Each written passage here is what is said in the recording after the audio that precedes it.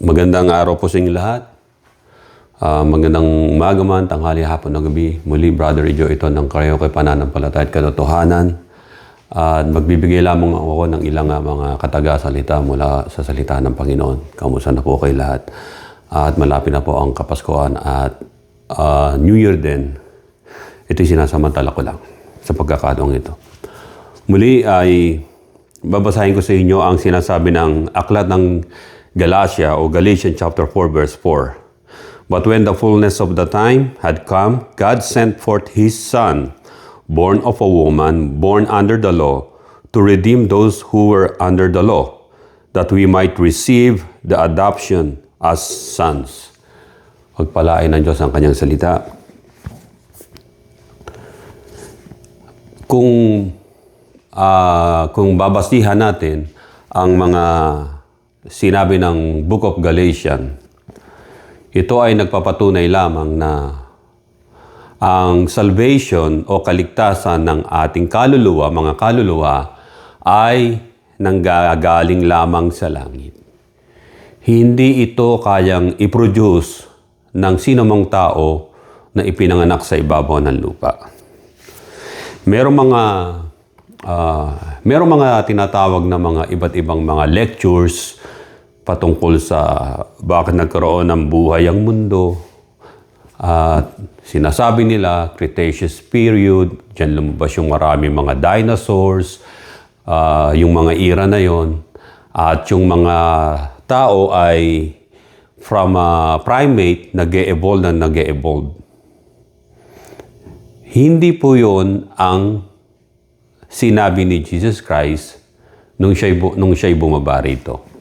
Binanggit niya ang creation, ang Book of Genesis, at binanggit niya si Adam and Eve na sinasabi na magsasama ang babae at lalaki o ang lalaki at babae at sila'y nagiging laman. Binanggit niya maging si Noah. So walang pagkabanggit doon sa Biblia patungkol na nanggaling ba ang mga tao sa primate. Hindi ho. Matatandaan natin na ang huling nilikha ng Diyos na perfect ayon sa kanyang wangis, hindi nag-evolve from primate, from look like apes na hominin o mga Homo erectus.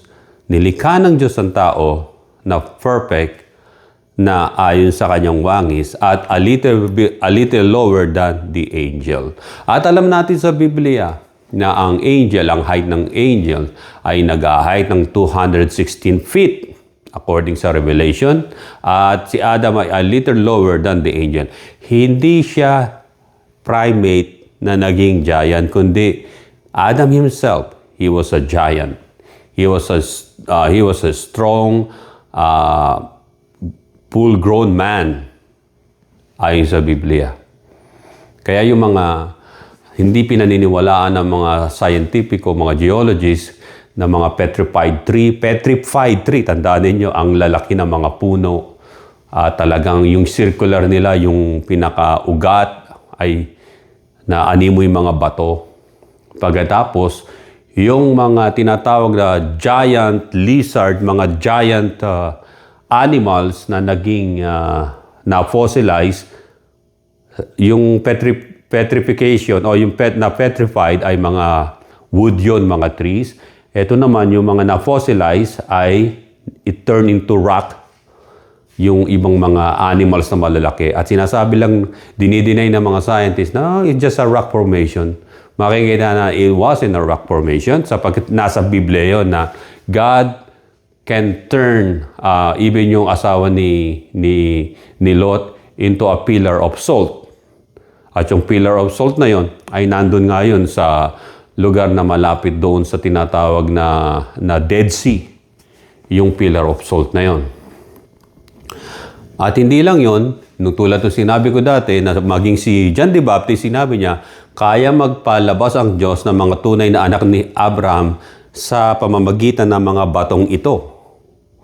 So another na truth na inihayag na God can make man out of stone o out of rock. At hindi lang yon, we came from the dust of the earth. So, ayun ang maliwanag ko doon. We are created in the image and likeness of God. And God, He is above all things. And He sits upon the encircle of the earth. At yung earth na ito ay tuntungan lamang ng kanyang mga paa, yung lupa mismo. Dito, kikita natin dito sa Biblia na magpapasko, di ba? At yung binasa nga natin kanina na nung dumating na ang fullness of time, magmula doon sa fall of man, nung bumagsak ang tao, si Adam sa kanyang kasalanan, bumagsak ang tao sa kasalanan.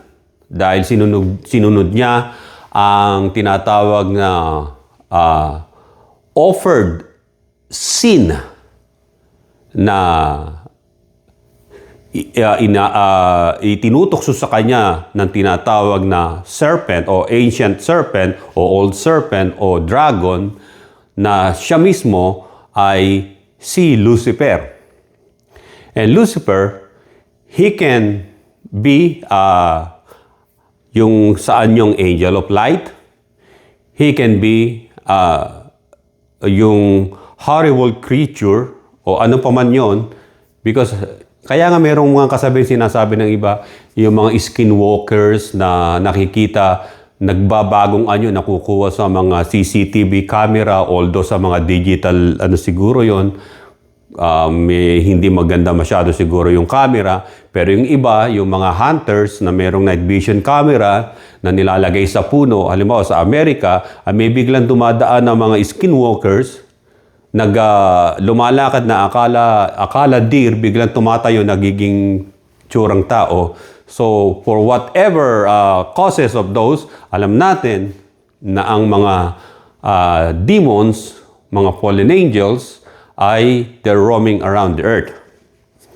At tandaan ninyo, ang isang tao ay pwede siya ay haunted, hindi yung bahay niya, kundi siya mismo ay haunted because kapag meron kayong pinapasok sa inyong buhay na alam natin na ito ay magiging foothold ng tinatawag na demon possession, you better surrender it to our Lord Jesus Christ. Tulad ng mga humahawak ng key, yung Ouija board, nagpe-play ng mga spirit in the glass, you better stop it and you better repent unto the Lord and be converted to Christ. Tanggapin niyo si Jesus Christ. So when the fullness of the time had come, God sent forth His Son. Nung tinatawag na 4 BC, doon ang mataas na posibilidad na pinanganak ang Panginoon during springtime. Sapagkat merong mga nagpupuyat ng mga shepherds para pakainin ng kanilang mga tupa kasi bagong sibol yung mga grass o yung mga damo, tsaka mga twigs and mga flowers sa panahon na yon. At doon naman isinilang Panginoon. At makikita natin sa Biblia na nung sinilang ang ating Panginoong Jesucristo ay makikita natin na nag-guide yung langit para sa mga wise men of the east. At nakita nila muli yung liwanag at tumapat na sa bahay. Yun ang kasi marami nagsasabi na 2 years daw naghanap yung mga wise men dahil according sa pagtatanong ni Herodes, 2 years daw yung yung 2 years na yon, 7 BC, yung pag-appear ng tinatawag na conjunction ng mga planets. Nakita nila. At yung meaning na yon ay binasa nila tulad ng sinasabi ko sa Deuteronomy, sa mga sulat ng mga Old Testament, sapagkat sa panahon nila na yon ay meron ng mga Jewish people doon sa lugar nila sa silangan na yon. Persia ang lugar na yon na sinasabi na mula sa silangan yung mga wise men. At nawala rin yung conjunction ng planet na yon kasi hindi mag-i-stay ng 2 years yon. At nung sila bumaba sa Jerusalem, nag-travel sila, hindi naman ganong kabilis sila mag-travel sa mga panahon na yon. Sapagkat Persia, isipin nyo Persia, tapos yung Israel, yung Palestine o yung Israel, ay mahabang lakaran niya, mahabang travel yan, umaabot yan ng taon o maaaring 2 taon sila. At nung eksaktong nandun na sila, napalubog na pawala na yung conjunction ng planet na yon, nakarating sila sa Jerusalem. Pagkatapos yung mga tao ro pinagtatanong nila, marami nagtatanong ngayon na anong ibig sabihin nito? At dinala nila yung balita doon kay King Herod, si Herodes the Great. Herod the Great. Si Herod the Great ay isang Idumean, Arab, na ipinanganak siya doon sa lugar na teritoryo pa ng mga Greeks, yung lugar ng Palestine na yun, yung Judea na yun, noong mga panahon na yun. At gusto niyang maging leader siya, hari siya, at ang sabi sa kanya ng mga Greek leaders noon, ng mga panahon na yon, ay kinakailangan, if you wanna please the Jews, the Jewish people, you must convert or falsely convert as a Jew. Kunyari, para maging king ka at yung mga anak mo. Kung mababasa ninyo sa tinatawag na makasaysayan nila, siya ay hindi siya Hudyo. Siya ay Idumean, Nabatian na Arab. Yung Idumea ay modern Jordanian yan. So, Jordan. Maalala ninyo si Edom, tsaka si Jacob, di ba magkapatid? Tinatawag na Iso. So, siya ay nasa lineage ng mga tao na yon na pinagpalit yung pagkapanganay kay Jacob, di ba, sa isang tasang beans o pagkain. So, yung tao na yon ay, ang citizenship niya ay Greek. Pinanganak siya around nasa mga around 63 BC. Around mga 73 BC. 73 BC kasi si Cleopatra ay 69 BC. So, siya ay naging leader doon sa tinatawag na Judea. Ayun ang naging kingdom niya sapagkat siya ay talagang puppet siya ng mga Greek hanggang sa dumating yung mga Romans. Yung mga Roman Empire. Yung Roman Empire nang dumating na. So, naging magkakompetensya si Cleopatra at yun si Herod the Great. Pero si Herod the Great nakapag-asawa ng princess na taga-Egypt, pero hindi si Cleopatra. Cleopatra din ang pangalan. Pero yung Cleopatra VII, yun yung naging tinatawag na kalaguyo ni Mark Antony na isang general ng panahon ng mga ni Augustus Octavius. At sila ay natalo dun sa Egypt. At si Mark Antony ay nagpakamatay at nung about 31 BC. At si Cleopatra, 30 BC, si Cleopatra noong 31 BC, nagpakamatay, nagpatuklaw sa tinatawag na King Cobra. So alam niya yung mga kasaysayan sa history. So bumalik tayo dito sa tinatawag na Jerusalem. Nakaharap ni Herodes na matanda na at dahil katatapos niya lang pagpapapatayin yung asawa niya at saka yung hindi lang isa asawa niya, yung mga anak niya, ayaw niya na mamuno o maging hari.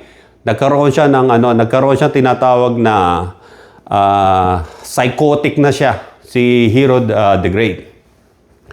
Dumating yung mga wise men, nagtanong, saan namin dito makikita ang King of the Jews? Siya yung hari ng Judea, King of the Jews. Ngayon, tinanong, sige, para i-trick niya, yung mga wise men, pag nakita nyo, sabihin nyo sa akin, report it to me so that I can worship also Him. Pero hindi para patayin, di ba? From Jerusalem to Bethlehem, alam nyo kung ilang miles? Kung ilang kilometer lang yan? Ay 2 hours and a half walk lang yun. Hindi siya ganun kalayo. Kasi sa Old City of Jerusalem, tapos sa Bethlehem, ay nasa nasa less than, nasa mga 9 miles something, 9 miles, hanggang 10 miles, let's say 10 miles. Kasi ako noon, nung nasa military service ako, pagka nag-PPT kami, physical training kami, nagraran kami. Walang tigil 1.5 miles run yung sprint namin. Ang nag-a-average ako ng 10 minutes, sometimes 11 and 30. 11 minutes and 30 seconds. Tinatakbo namin yun. 1.5 miles. So minsan, nagja-jogging kami 5 miles. So umaabot kami ng less than an hour. Kasi may mga kinakatsap pa kaming mahihina tumakbo. Yung mabibilis tumakbo, nasa likuran. Yung mababagal sa unahan. Kaya pag tumatakbo kami at ganado kami, yung naunahan namin yung mababagal sa unahan, ay iikutan namin yun. Ganon sa military training dito sa Amerika, ibig sabihin. So yun.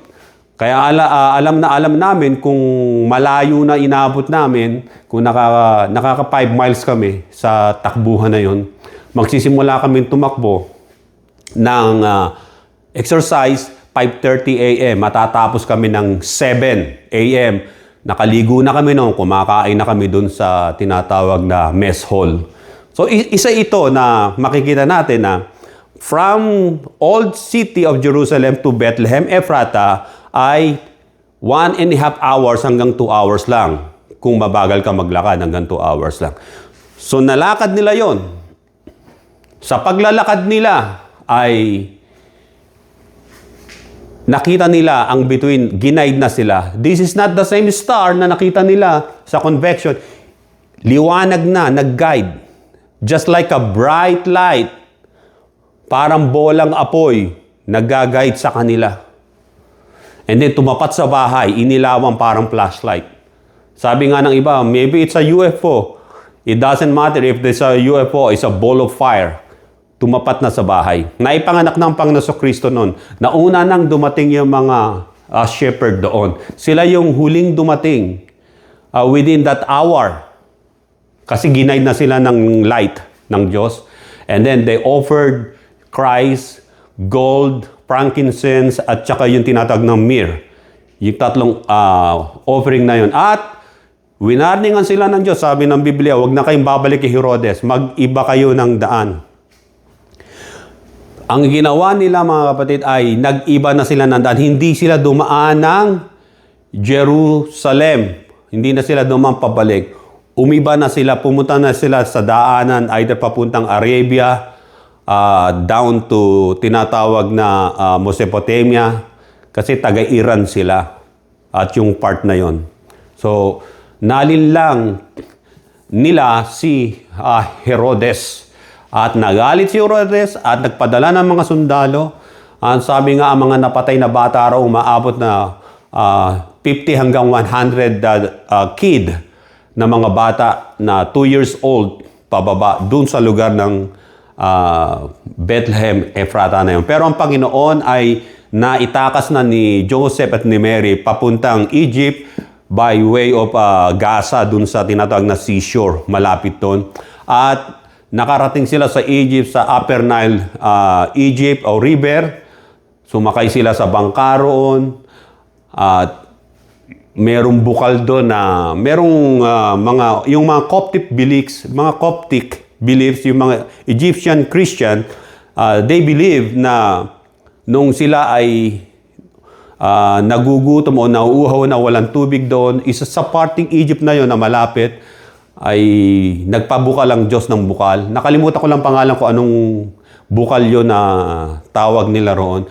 At doon, nakainom ng tubig ang mag-asawang si Jose at si Maria, at si Jesus Christ ay doon pinaliguan yung sanggol. Sapagkat siya ay, tandaan ninyo, nung inopera ang Panginoon Kristo sa templo, ay hindi pa dumarating, 8 days yun, hindi pa dumarating yung mga wise men o yung mga magi. Hindi pa. Tapos, bumalik sila sa Bethlehem. Nandun na sila sa bahay. Wala na sila doon sa tinatawag na pasabsaban. Marahil, maaring available na yung isang kwarto doon sa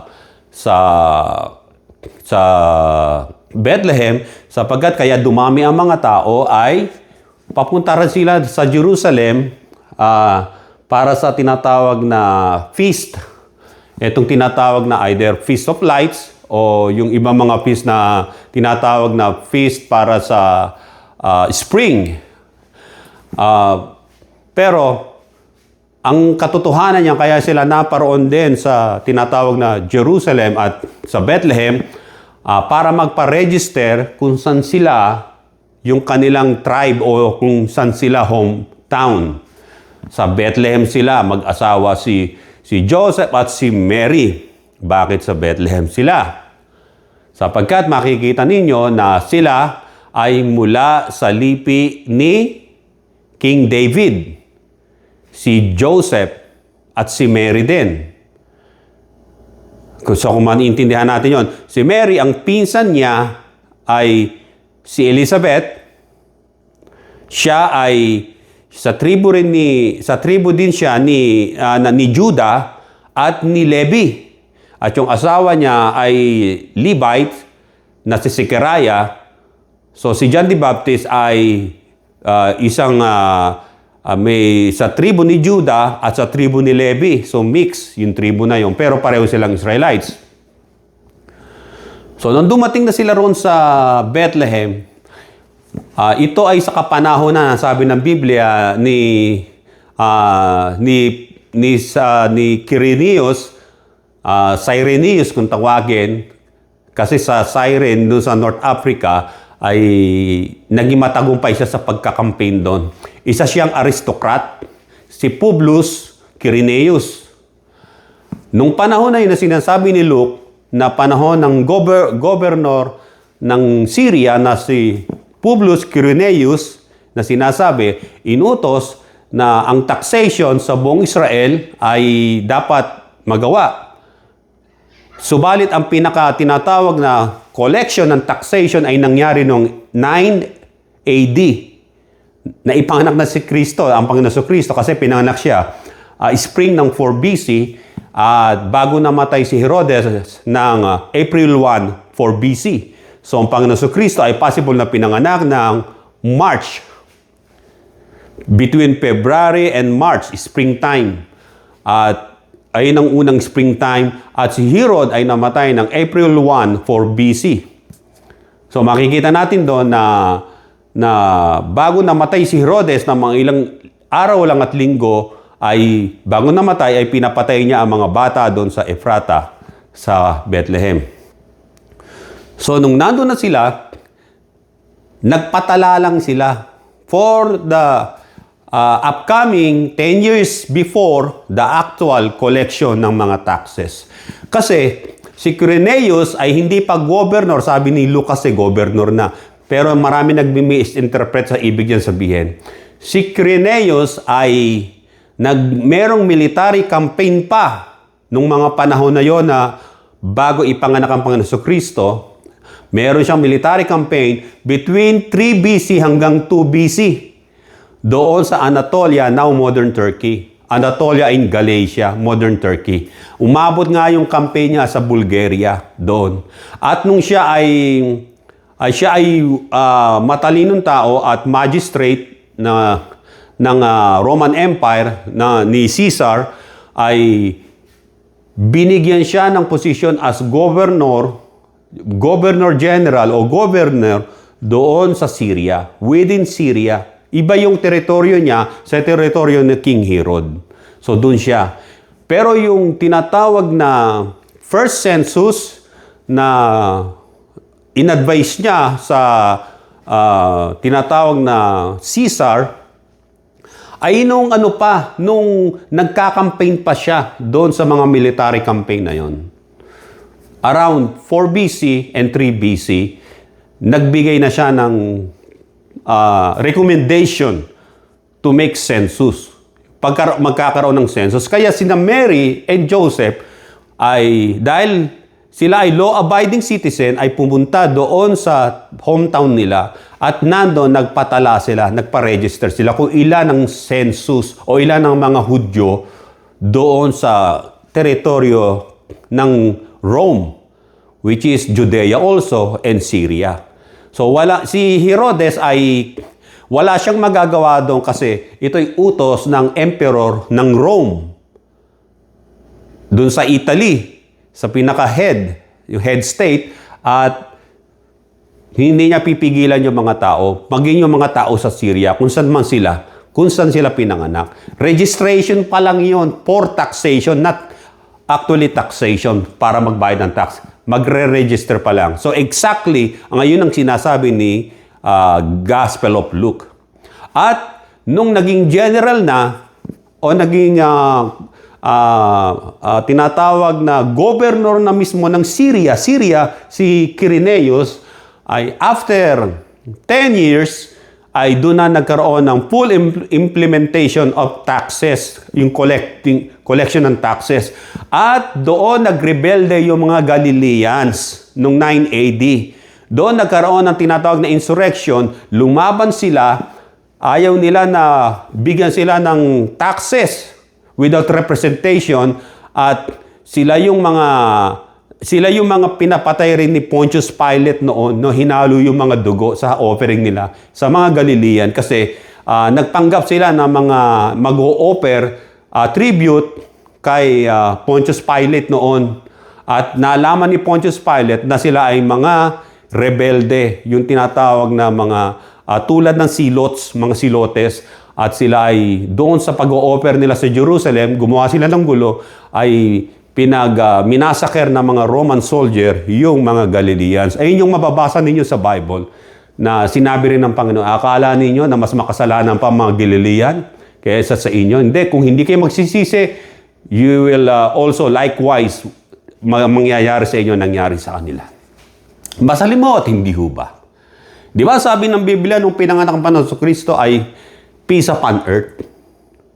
Subalit sa panahon na yun, maraming gera doon sa tinatawag na parts ng Eastern Europe, at may military campaign ng Rome also doon papunta sa tinatawag na British Isle, tsaka sa France, may mga sa Germany, yan, may mga sila diyan, military campaign sila diyan. So ano makikita natin nung sabi ng iba mga preacher, nung pinanganak si Jesus Christ ay tumigil daw ang lahat ng gera. Hindi ho totoo yun eh. Hindi totoo, hindi ko sinasabi na ang pagdating ng Panginoon dito ay walang kapayapaan, hindi. Peace upon earth. Alam niyo, tinutukoy na tao rito sa earth ay yung mga tatanggap sa Kanya magkakaroon ng kapayapaan. Alam natin sa mga panahon na yon ay wars are still continuously na nangyayari sa bawat bansa. Lalo na sa panahon nila na yon, doon sa parting Western Europe and Eastern Europe. So anong kahalagahan nito ng pagdating ng Panginoon? When the fullness of the time had come, God sent forth His Son, born of a woman, born under the law, to redeem those who were under the law, that we might receive the adoption as sons. Makikita natin dito si Jesus Christ na ating Panginoon ay naging biktima siya ng bayolenteng ugali at pamumuhay ng mga tao na nabubuhay sa mundo bilang makasalanan. Kaya nga sabi ng prophecy, yung inihula niya na sinambitla niya maging doon sa tinatawag na 7 last words. Yung sinabi rito na Psalms 88 verse 6 hanggang 7, ang sabi, you laid me in the lowest pit, in darkness, in the depths. Your wrath lies heavy upon me, and you have afflicted me with all your waves. Ito yung si Jesus Christ na nakapako sa krus.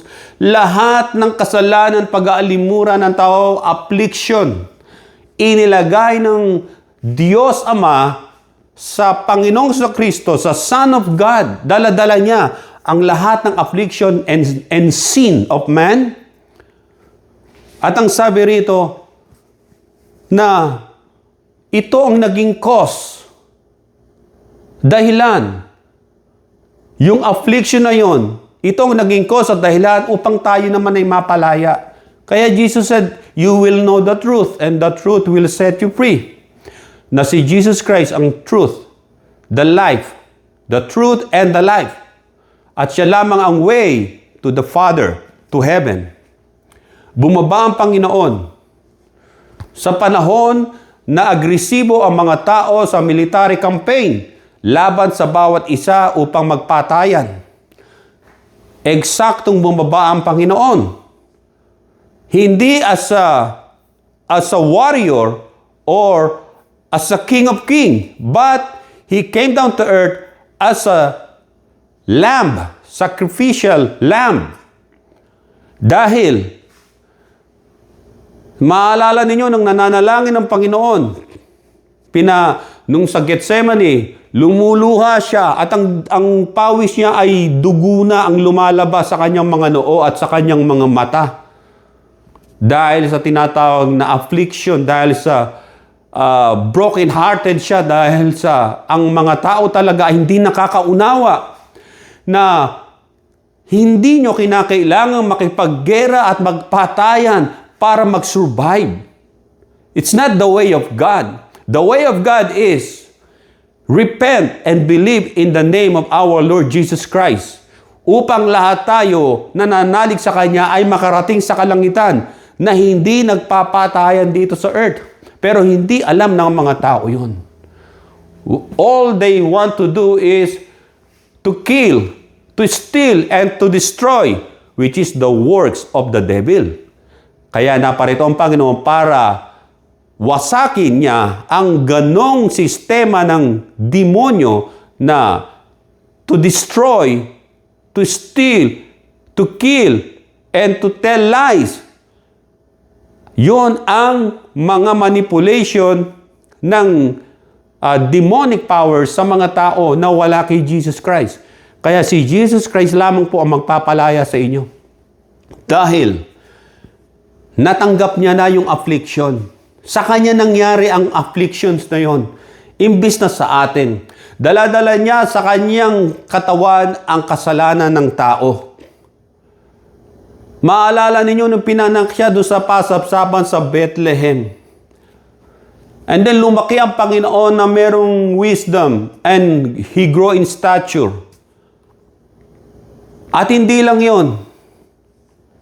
Nangaral siya.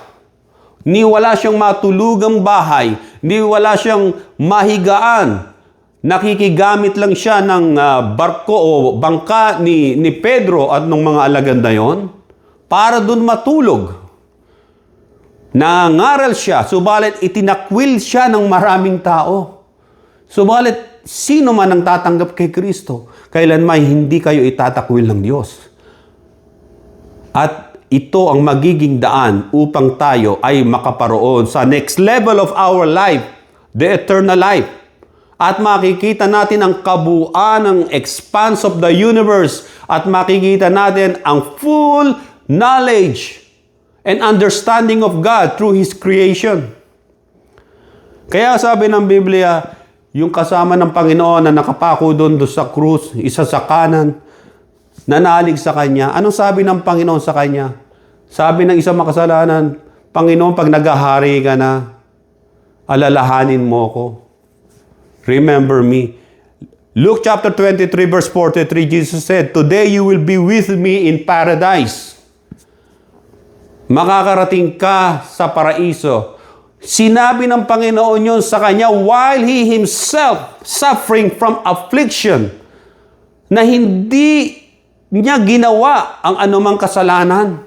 But He is still suffering from affliction and then Jesus Christ promised, nangako siya sa isang tao na yon nananalig sa Kanya, "Today, you will be with me in paradise." After your affliction, after all of this affliction, sa katawan ng Panginoon, dahil sa kasalanan ng tao, ay inilagay ng Ama sa Kanya para mapatawad lamang. Ibig sabihin, ikaw ay inarbor. Tayong lahat ng mga makasalanan ay inarbor ng Panginoong Kristo sa Diyos Ama para hindi mapahamak at pugsain at wakasan. "Today you will be with me in paradise." Pinanghawakan nyo ng isang makasalanan. Subalit tatandaan ninyo, nung mamatay ang Panginoon ayon sa John chapter 19 verse 30, "So when Jesus had received the sour wine, which is vinegar, He said, 'It is finished.' And bowing His head, He gave up His spirit." He gave up His Spirit. Yung Spirit ng Diyos, bumalik doon sa Ama. His Spirit. At nung mamatay yung makasalanan na nangumpisal sa Kanya na tumanggap sa Kanya, His Spirit ay kasama ng Panginoon, which is the light. Ito ang tinatawag na twofold meaning ng after we die. Did you know before we die, lahat tayo, meron tayong tinatawag na death rattling.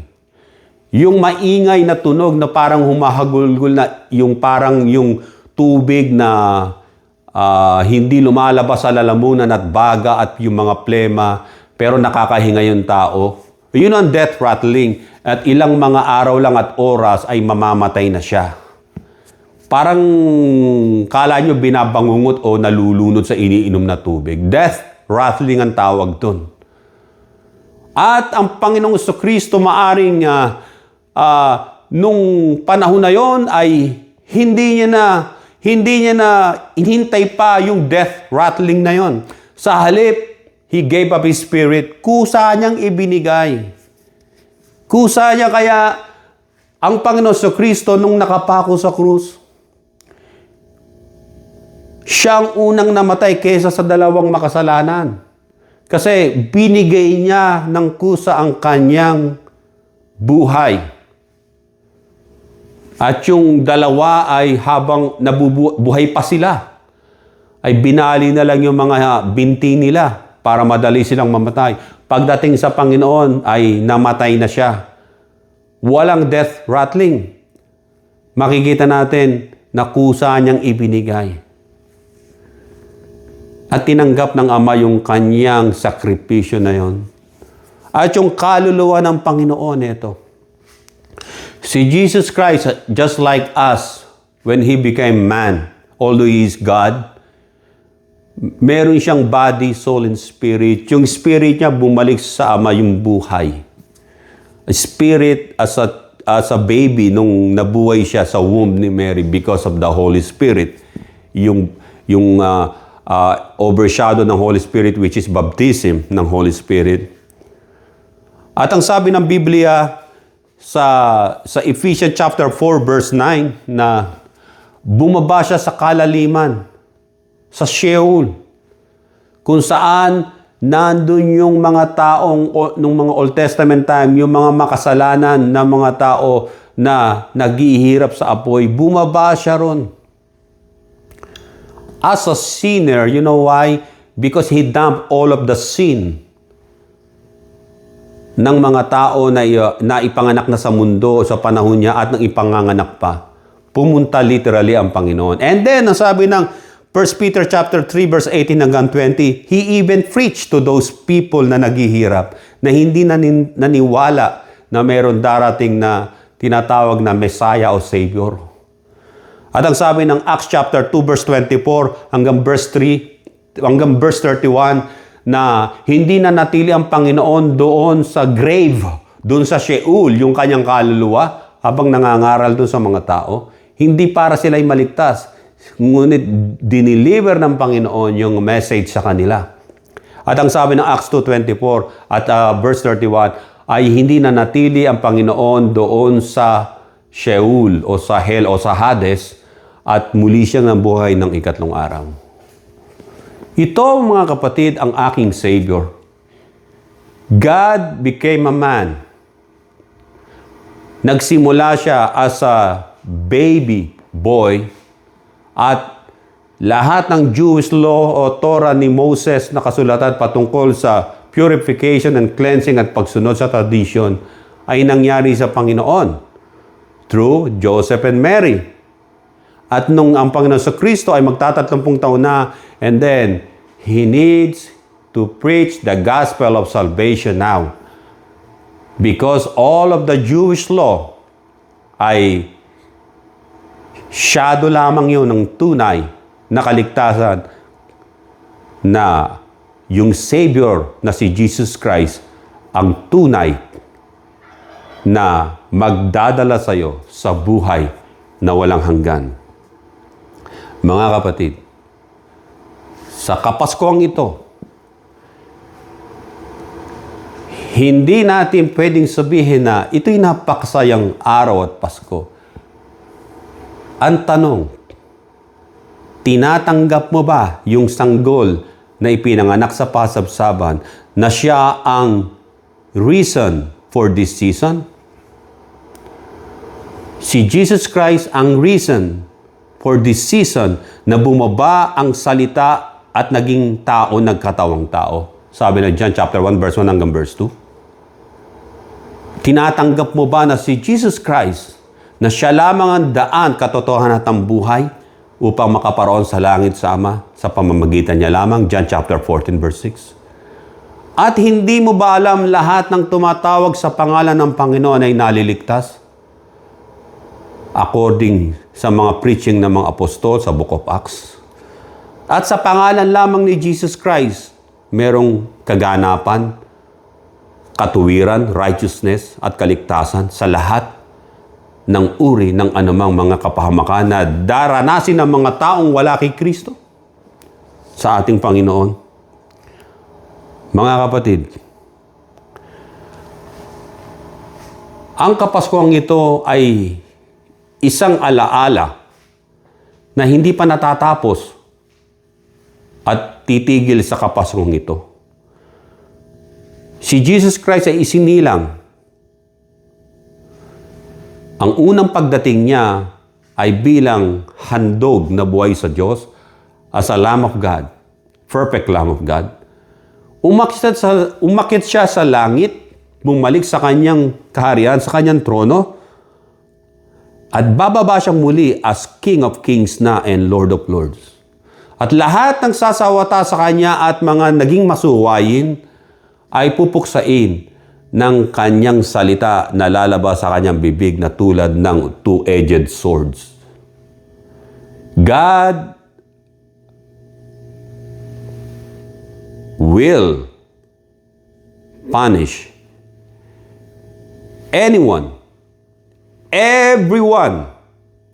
na wala kay Jesus Christ. Yun ang end of everything sa mga tao na wala sa Panginoon.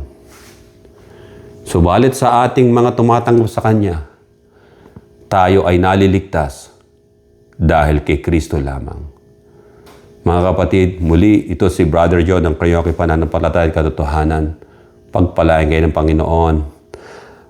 At ang Panginoon ay maging gabay nyo sa bawat araw ng inyong buhay hanggang sa huli ng ating hininga. Jesus is Lord. God bless inyo lahat. Let's us praise the Lord and say amen.